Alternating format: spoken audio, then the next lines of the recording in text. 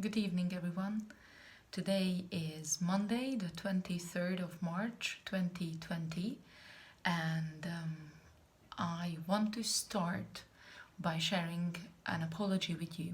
Yesterday morning, something super tragic happened, namely, there was an earthquake in Zagreb, and the tremors were felt also in Hungary, and that's just something that I forgot, even though I did remember, and I was thinking about what a tragic incident that you are exposed to, protecting your country, your citizens, your economy, and then you have this tragic event. Basically, it caused huge destruction. If you want to look up some photos, do a search for Zagreb earthquake.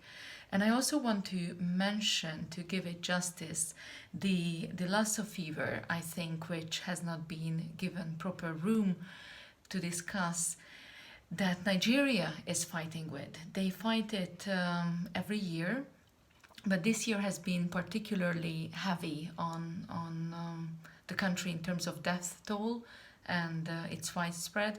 It's also worth looking up information about that. It's a much deadlier virus than coronavirus is. And today I don't want to talk too much, and hopefully I can keep to that, but I definitely want to mention one of my favorite authors.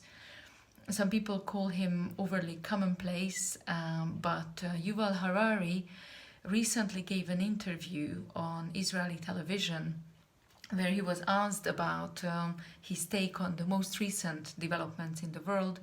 And what he shared, unfortunately, I think there has been no subtitled version of that.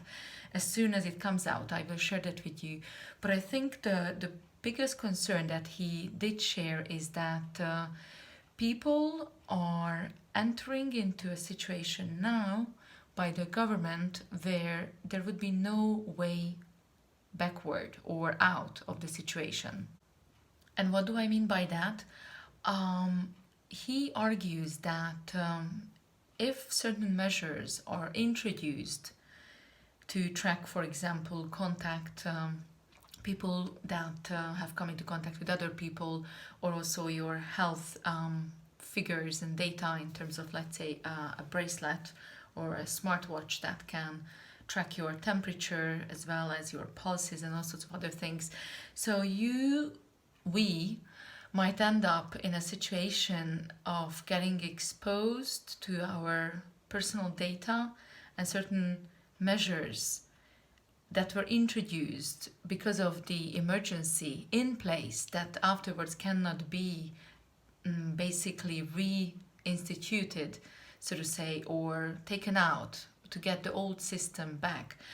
And one of such issues refers to Hungarian politics, because there was also, let's say, a draft proposal to pass an emergency bill which would establish Hungary being a state of emergency without a time frame set for it until this emergency persists.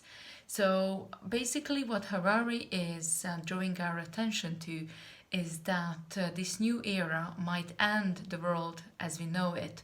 It might even trip the structures of how the world operates, how we have our democracies built. I haven't had the chance to watch this video yet, but a friend of mine reported about that and I found it very interesting, and I thought I would share that with you. And also, to conclude on a positive note, I wanted to highlight that in the midst of all this situation, you can do lots of things. You cannot change personally to a high extent, anyone, from getting sick, or you cannot save your economy or all sorts of things, unless you are in such high position. But what you can do is to be responsible for your actions, what you think and what you say and how you relate to other people. And this is what I want to leave you with today, that your attitude will define how you look at happenings around you.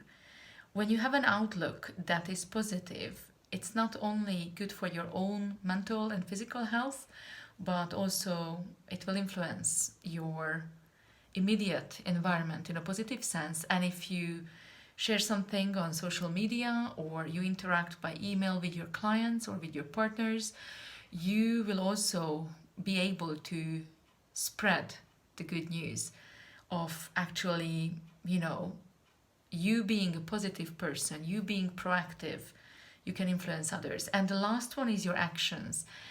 It's very difficult. Everyone is worried and anxious about the future. Many people don't have salaries at all. We just had a group chat with some of my best friends yesterday after they put the kids to bed, and then what one of them mentioned is that they employ people who might be single, or in a sense, renting a flat by themselves, or single mothers raising 3 children by themselves. And if they lose their job working in catering, in a restaurant as waitress, if they lose their job as waitresses, what can those people do?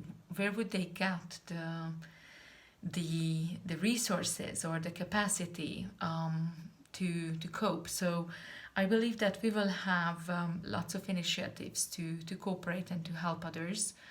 We will see how that goes. But I want to say that your positive approach, even if you cannot, let's say, financially help, but just reaching out and a lovely gesture, a kind and understanding way of dealing with the situation can go a long way. And the last news for today is that I mentioned the date, the 23rd of March, not by accident. Today we had, hell of a snowfall, a proper snowstorm in front of the house that lasted for almost 2.5 hours. And even though it melted very quickly, the trees and the houses were indeed covered, even downtown Budapest, by snow. So we are living interesting times. See you tomorrow, and thank you for your kind attention.